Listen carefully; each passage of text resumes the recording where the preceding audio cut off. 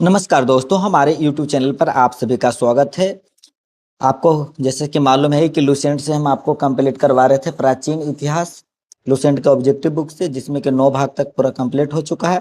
10वां भाग है। 10वां भाग क्या है तो गुप्त उत्तरकाल या वर्धन वंश 647 ईस्वी तक का इसमें इम्पोर्टेंट ऑब्जेक्टिव क्वेश्चन है। और टोटल क्या हुआ है तो 55 गो है, ठीक। और अगर ये आपका लुसेंट कंप्लीट रहता है तो समझिए कि आपका तो जॉब कंप्लीट हो ही जाएगा। ये चलते एक बार ऑब्जेक्टिव जरूर कंप्लीट कर लीजिएगा। ऑब्जेक्टिव बुक आपके पास है तो उससे कंप्लीट कर लीजिए, या तो आपके पास नहीं है, आप वीडियो देख रहे हैं तो वीडियो देखकर ही कंप्लीट कर लीजिए, ठीक। चलिए हम आपको करवाते हैं। और आप लास्ट में जब पूरा वीडियो खत्म हो जाएगा तो आप ये भी कमेंट जरूर कीजिएगा कि सर हम इतना क्वेश्चन का जवाब हम पहले से जानते थे। ये जरूर कीजिएगा, ठीक है। पहला क्वेश्चन है, थानेश्वर में वर्धन वंश यानी प्यू पीयूष भूति वंश की स्थापना किसने की है? वर्धन वंश बोलते थे या तो उसी को बोलते थे पीयूष भूति वंश। कौन स्थापना किया था? तो पीयूष भूति वर्धन किया था। कौन? पीयूष भूति वर्धन किया था वर्धन वंश का स्थापना। फिर दूसरा क्वेश्चन है, मिलान करें कि राज है इधर राजधानी है। ऑप्शन नंबर ए वाला सही हो जाएगा। अब ए वाला में कुछ है, पहला का पहला दूसरा का दूसरा ऐसे है। यानी वर्धन वंश के जो राजधानी था थानेश्वर था। कहाँ था राजधानी? तो थानेश्वर। अब यहाँ देखिए। और मौखरी वंश के जो राजधानी था कनौज था। वाकाटक का राजधानी था पुरिका। मैत्रक का राजधानी था वल्लभी। यानी वल्लभी कौन राज का राजधानी था? मैत्रक के। पुरिका किसका राजधानी था? वाकाटक के। कनौज किसका राजधानी था? मौखरी के, ठीक। ऑप्शन नंबर ए सही होगा। चलिए अगला क्वेश्चन इधर है, 3 नंबर के भी देखिए मिलाने के रखे थे। 3 के ऑप्शन नंबर बी हो जाएगा सही। 4 के 1, बी के 2, सी के 3, डी के कैसे 4 के वर्धन। वर्धन के जो संस्थापक कौन था? तो यहाँ पर आइए, ए का 4 होगा। ये देखिए 4 के ऐसे नहीं, ए का 4 ये बोलिए नहीं। मौखरी वंश के जो स्थापना किया था कौन था? तो ईशान वर्मा। याद रखेगा, मौखरी राजवंश के जो स्थापना किया था कौन? तो ईशान वर्मा। वाकाटक के जो स्थापना किया था भट्टार्क किया था, भट्टार्क। मैत्रक की स्थापना किया था कौन? देखिए सी का 3 होगा जी, रुकिए, सी का 3 होगा। वाकाटक की स्थापना किया था विंध्य से शक्ति, विंध्य शक्ति। और डी का 1 होगा मैत्रक की स्थापना भट्टार्क, ठीक। यानी वर्धन फिर से मिला देते हैं, देखिएगा। वर्धन राजवंश की स्थापना किया था पीयूष भूति। और मौखरी का क्या था? ईशान वर्मा। और वाकाटक क्या था? विंध्य शक्ति। मैत्रक क्या था? भट्टार्क, ठीक। अगला क्वेश्चन में आते हैं यह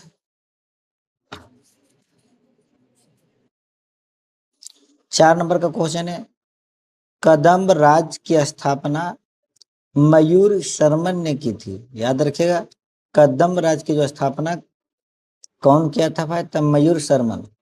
उसने अपनी राजधानी बनाई। तो कदम्ब राज की राजधानी था वो कहाँ था भाई? तो याद रखिए यह बैजयंती या वनवासी को, बैजयंती या वनवासी को राजधानी बनाया था कौन?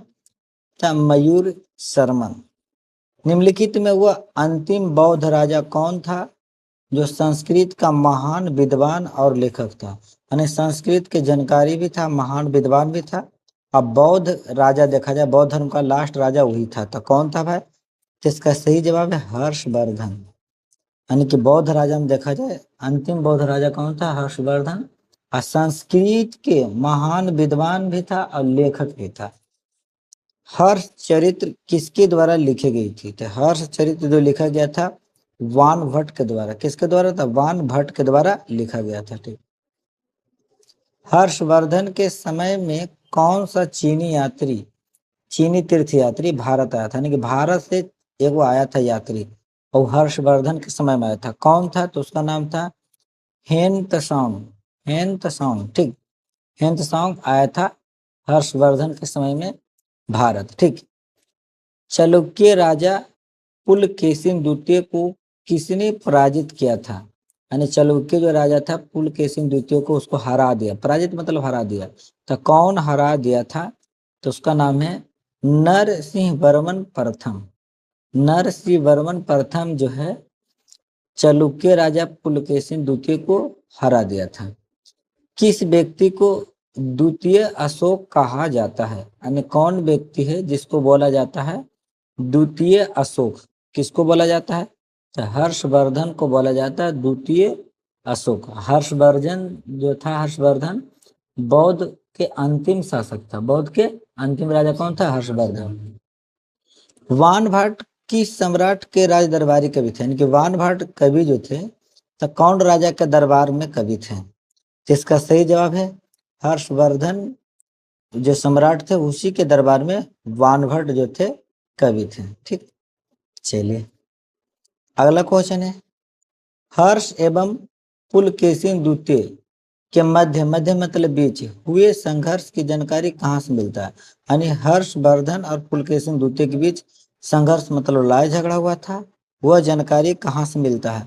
कि एलोह अभिलेख से, एलोह नहीं सॉरी एहोल अभिलेख से हर्ष और पुलकेशिन द्वितीय के बीच जो संघर्ष हुआ था उसकी जानकारी मिलता है। प्रतापशील हून हरिन केसरी, देखिए प्रतापशील हून हरिन केसरी महाराजाधिराज नामक उपाधि निम्न में से किसकी थी? यानी महाराजाधिराज भी उपाधि था, प्रतापशील भी था और हून हरिन केसरी भी, तीन तीन उपाधि से उसको नवाजा गया था। महाराजाधिराज, हून हरिन केसरी, प्रतापशील, कौन व्यक्ति भाई? तो उसका सही जवाब है ये प्रभाकर वर्धन को। किसको? प्रभाकर वर्धन को नवाजा गया था। ठीक है, सम्राट हर्ष ने अपनी राजधानी थानेश्वर से कहाँ स्थानांतरित की थी? यानी कि इसका राजधानी पहले जो था थानेश्वर था, लेकिन बाद में कहाँ राजधानी को लेकर गया, कहाँ स्थानांतरित कर दिया? तक कनौज, यानी थानेश्वर से राजधानी को कनौज कर दिया था। ठीक, सकलोत्रापथनाथ, देखिए सकलोत्रापथनाथ,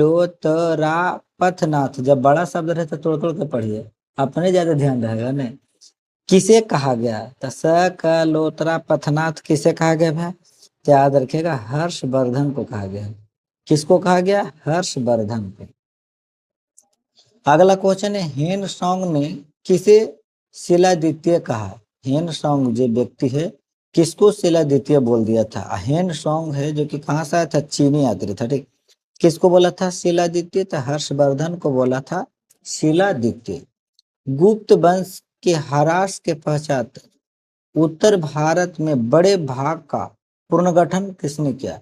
गुप्त वंश जब ह्रास हो गया, पतन होने लगा उसका, तो उत्तर भाग में बड़े भाग पर पुनर्गठन किसने किया? तो इसका सही जवाब हो जाएगा हर्षवर्धन किया था। कौन था? हर्षवर्धन।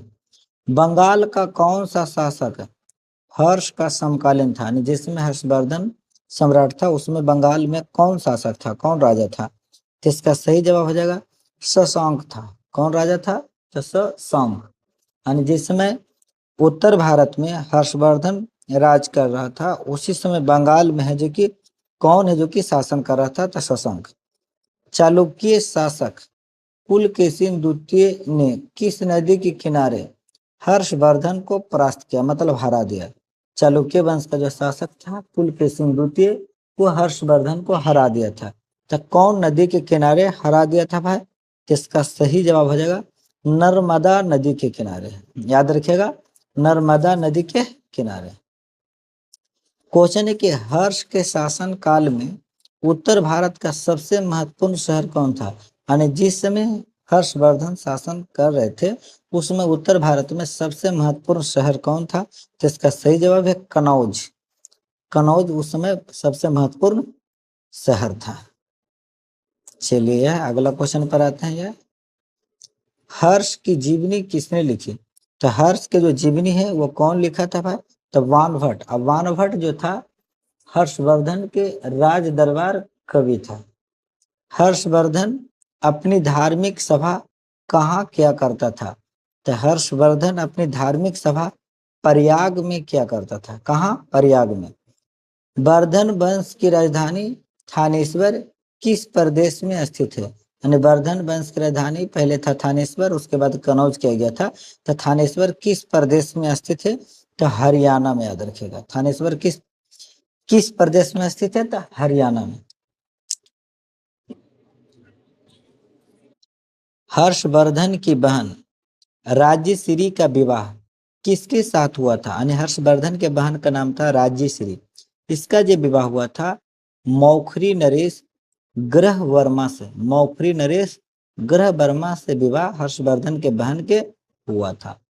अगला क्वेश्चन है, हर्षवर्धन के अग्रज राज्यवर्धन द्वितीय की हत्या किसने की थी? यानी हर्षवर्धन के जो अग्रज था उसका राज्यवर्धन द्वितीय जो था अग्रज, ठीक ना, राज्यवर्धन द्वितीय हर्षवर्धन का अग्रज का नाम था, उसका हत्या कौन कर दिया था? जिसका सही जवाब है गौड़ नरेश शशांक है, जो कि उसका हत्या कर दिया था। हर्षवर्धन ने 600 ईस्वी में हर्ष संवत की स्थापना किस उपलक्ष्य में की थी? जिसका सही जवाब है अपने राजरोहण के उपलक्ष्य में। उसमें राजा बना था तो इसने हर्ष संवत की स्थापना किया था। कौन वर्धन वंश की राजधानी थानेश्वर से कनौज ले गया? तो थानेश्वर से कनौज कौन लेके गया था? तो हर्षवर्धन लेके गया था। कौन लेके गया था थानेश्वर से कनौज? तो हर्षवर्धन। क्वेश्चन है, कनौज किस प्रदेश में स्थित है? तो कनौज का जो क्षेत्र है वह उत्तर प्रदेश में स्थित है। हेनसोंग की भारत में यात्रा के समय सूती कपड़ों के उत्पादन के लिए सबसे प्रसिद्ध नगर था। यानी हेनसोंग जब भारत में यात्रा कर रहा था तो उस समय सूती कपड़े के उत्पादन के लिए सबसे प्रसिद्ध नगर कौन था? जिसका सही जवाब है मथुरा था। यानी उसमें पूरा फेमस था मथुरा सूती कपड़ों के उत्पादन के लिए। कवि वानभट्ट निवासी था। तो कवि वानभट्ट जो निवासी था वो कहाँ का था निवासी? तो थानेश्वर का था। थानेश्वर का जो क्षेत्र है वो हरियाणा में पड़ता है और कवि वानभट्ट का निवासी जो था थानेश्वर का था। नागानंद का रचनाकार कौन था? नागानंद का जो रचनाकार हुआ उसका रचनाकार मतलब लेखक कौन है भाई? जिसका सही जवाब है हर्षवर्धन। देखिए हर्षवर्धन शासक भी था रचनाकार भी था। नागानंद वो खुद लिखा है। सम्राट हर्षवर्धन ने 2 महान धार्मिक सम्मेलनों का आयोजन किया था। कौन कौन धार्मिक सम्मेलन का आयोजन किया था? कहाँ किया था भाई? इसका सही जवाब है कनौज और प्रयाग में किया था। 2 महान धार्मिक सम्मेलन कनौज और प्रयाग में। नागानंद रत्नावली एवं प्रियदर्शिका नाटकों के नाटककार थे। यानी कि इसका लेखक कौन थे? तो नागानंद के लेखक तो आपको याद ही है कि कौन थे भाई? तो इसका लेखक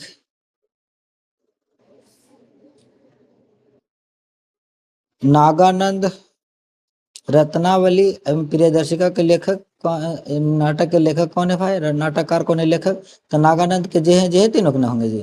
तो नागानंद के कौन थे? देखिए यहाँ पर पढ़े थे हम लोग नागानंद के हर्षवर्धन है, तो यहाँ भी कौन होगा? हर्षवर्धन। कॉमन सेंस थोड़ा लगाइए, ठीक। गुर्जरों को किस शासक ने पराजित किया था? यानी गुर्जरों को कौन राजा जो कि हरा दिया था?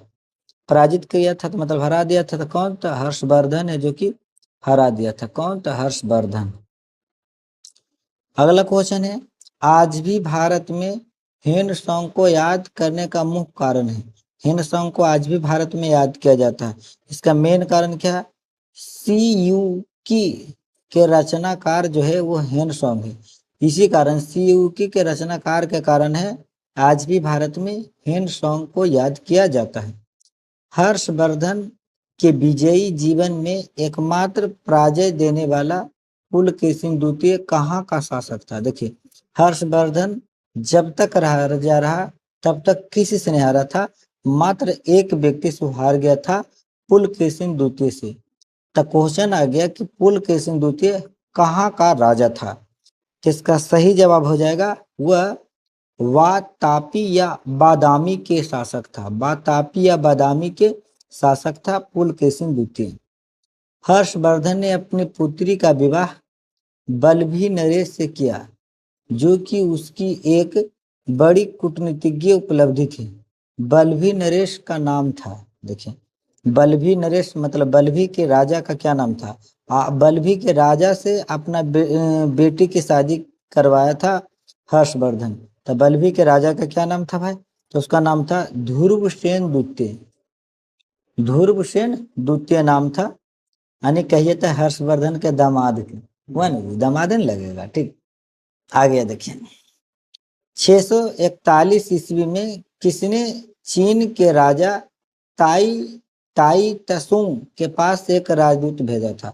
कब भेजा था? 641 में। कौन भेजा था भाई? तो हर्षवर्धन भेजा था और राजदूत भेजा था चीन के राजा के पास। ताई तसुंग के पास भेजा था। चीन के जो राजा था उसमें ताई तसुंग के पास। ठीक, चलिए अगला क्वेश्चन है, हर्षवर्धन के भारतीय मिशन के जवाब में चीनी सम्राट ताई तसुंग ने 3 चीनी मिशन हर्षवर्धन के दरबार में भेजे, जिसमें एक मिशन हर्षवर्धन के मरणोपरांत पहुंचा। यानी 2 मिशन जब जिंदे थे तब पहुंचा था, आयोगो मरने के बाद पहुंचा। अंतिम मिशन में शामिल उस चीनी राजदूत का क्या नाम है जिसने हर्ष की मृत्यु के तुरंत बाद जो घटनाक्रम घटित हुआ उसका विस्तार से वर्णन किया? यानी कि मरने के बाद जो है वो चीनी राजदूत आया था उसका क्या नाम था भाई? कि हर्ष जब मर गए तो उनका जीवन के घटनाक्रम के बाद जो विस्तार हुआ उसका वर्णन किया। कौन था भाई? तो इसका सही जवाब है वांग वेन तसे। ये वांग हवेन तसे। ठीक, किस चीनी यात्री को वर्तमान शाक्य मुनि एवं यात्रियों में राजकुमार कहा जाता है? यानी कौन चीनी यात्री को बोला जाता है वर्तमान शाक्य मुनि यात्रियों में राजकुमार? किसको बोला जाता है? तो इसका सही जवाब है हेन तसांग को बोला जाता है। किसको? हेन तसांग को, जो राजवर्धन के दरबार में आया था। देखिए हेन तसांग भारत में लगभग कितने साल रहा? देखिए भारत जब आया हर्षवर्धन के समय में तो कई साल तक फिर भारत में रहा था। तो इसका सही जवाब हो जाएगा वह 14 वर्ष तक भारत में रहा। कई वर्ष तक? तो 14 वर्ष तक।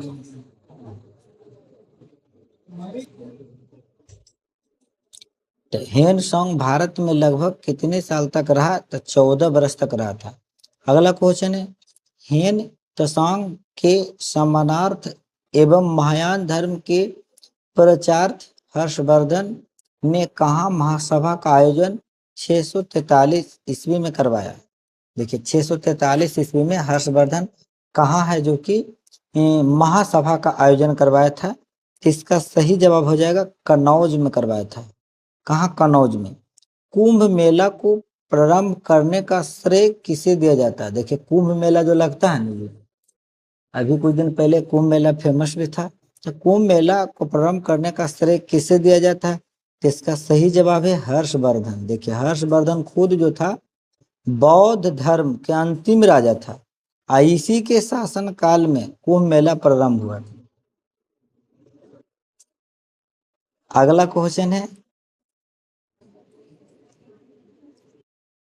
नर्मदा नदी पर सम्राट हर्ष के दक्षिणवर्ती अग्रगमन को रोका। कौन रोका भाई? जिसका सही जवाब हो जाएगा पुलकेशिन द्वितीय रोका था। निम्नलिखित में किसने नालंदा विश्वविद्यालय को 100 ग्रामों की आय दान स्वरूप दी? यानी कि 100 गांव से जो भी टैक्स आएगा वो दान में दिया जाएगा। इसका सही जवाब है हर्षवर्धन। हर्षवर्धन दिए। ठीक है, अगला क्वेश्चन है कि मिलान करे क्या? देखिए तो इसका सही जवाब हो जाएगा मिलान करे वाला ऑप्शन ए 4 के 1 होगा। देखिए 4 के 1 मतलब ए के 4 बी के 2 सी के 3 डी के 1। ए के 4 मिले यह वान भट्ट। देखिए हर्ष चरित कादम्बरी के लेखक में रचनाकार बाण भट्ट। बी के 2 हो गया नीति शतक श्रृंगार शतक भक्ति शतक के लेखक कौन है? भर्तृहरि। ठीक है, 80 के 3 होगा सूर्य शतक के मयूर। प्रियदर्शिका रत्नावली नागनंद के लेखक खुद हर्षवर्धन है। कौन? था हर्षवर्धन है। ठीक है, तो 45 का ऑप्शन नंबर कौन हो जाएगा? तो ए। 46 नंबर में यह देखिए 46 क्या, निम्नलिखित में से कौन हर्षवर्धन के दरबार से संबंध नहीं था? हर्षवर्धन के दरबार से कौन संबंध नहीं है? तो कालिदास से, जो कि हर्षवर्धन के दरबार में नहीं थे। वान भट्ट हर्षवर्धन के दरबार में थे। त्रिहरि, मयूर, ये तीनों व्यक्ति थे, लेकिन कालिदास हर्षवर्धन के दरबार में नहीं थे। चलिए 47 नंबर क्वेश्चन कर रहा, कथन है हर्षवर्धन ने किसी नवीन शासन प्रणाली को जन्म नहीं दिया।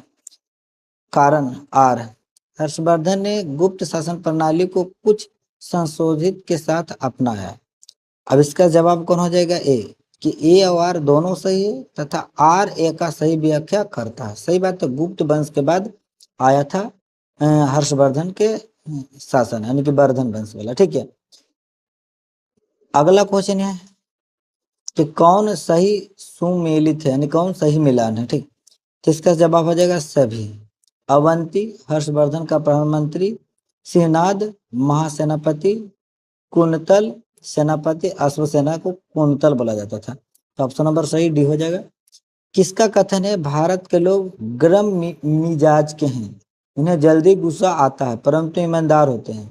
भारतीय स्वच्छता प्रेमी, वाह, यानी भारत के लोग जल्दी गर्म हो जाते हैं और बहुत गुस्सा भी आता है लेकिन ईमानदार व्यक्ति भी है। अब भारतीय स्वच्छता प्रेमी यानी स्वच्छ रहते हैं, कौन बोला था भाई? तो इसका जवाब है हेन त्सोंग बोला था। कौन? तो हेन त्सोंग। अगला क्वेश्चन है घटी यंत्र या तुला यंत्र का प्रयोग होता था। तो घटी यंत्र या तुला यंत्र का जो प्रयोग होता था खेत के सिंचाई के लिए होता था। किसके लिए? खेत के सिंचाई के लिए।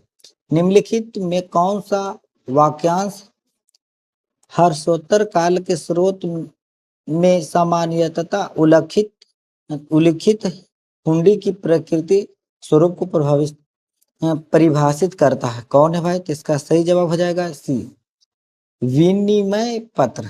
विनिमय पत्र, ठीक है। अगला क्वेश्चन है कि दक्षिण भारत के संदर्भ में एरीपति का अर्थ था, यानी दक्षिण भारत के हिसाब से देखा जाए तो एरीपति का क्या अर्थ होता है? तो एरीपति का जो अर्थ था दक्षिण भारत के संदर्भ में देखा जाए तो इसका सही जवाब हो जाएगा जंगली भूमि। जंगली भूमि नहीं होगा, जलाशय की भूमि होगा। दक्षिण भारत के संदर्भ में एरीपति का अर्थ देखा जाए तो जलाशय की भूमि होगा। हर्ष के काल में भू राजस्व की सीमा थी। तो हर्ष के काल में भू राजस्व की जो सीमा थी वह 1/6 से 1/10 तक था। कितना? 1/6 से 1/10 तक। मौखरी शासकों की राजधानी खालिस्तान थी। तो मौखरी शासकों की जो राजधानी थी वह कहाँ थी भाई? जिसका सही जवाब हो जाएगा कनौज थी। मौखरी शासकों की राजधानी कहाँ थी? तो कनौज थी। चलिए इस भाग के लास्ट क्वेश्चन यह है, सीयूकी नामक यात्रा विवरण निम्नलिखित में से किससे जुड़ा है? तो सीयूकी नामक यात्रा विवरण वह किससे जुड़ा हुआ है? जिसका सही जवाब हो जाएगा वेन त्सोंग से। वेन त्सोंग जो चीनी यात्री था उसी से जुड़ा हुआ, यानी ऑप्शन नंबर खोज हो जाएगा डी। तो इस भाग में जो 55 क्वेश्चन था हम आपको करवा दिए पूरा के पूरा। और अभी तक आप हमारे चैनल को सब्सक्राइब नहीं किए तो जल्दी से सब्सक्राइब जरूर कर लीजिएगा, ठीक। और कम से कम अपने 4 दोस्तों के पास इस वीडियो को शेयर भी जरूर कीजिएगा, ठीक। फिर मिलते हैं आपसे अगली वीडियो में। आज के लिए बस इतना ही। बाय बाय, टाटा, जय हिंद, वंदे मातरम।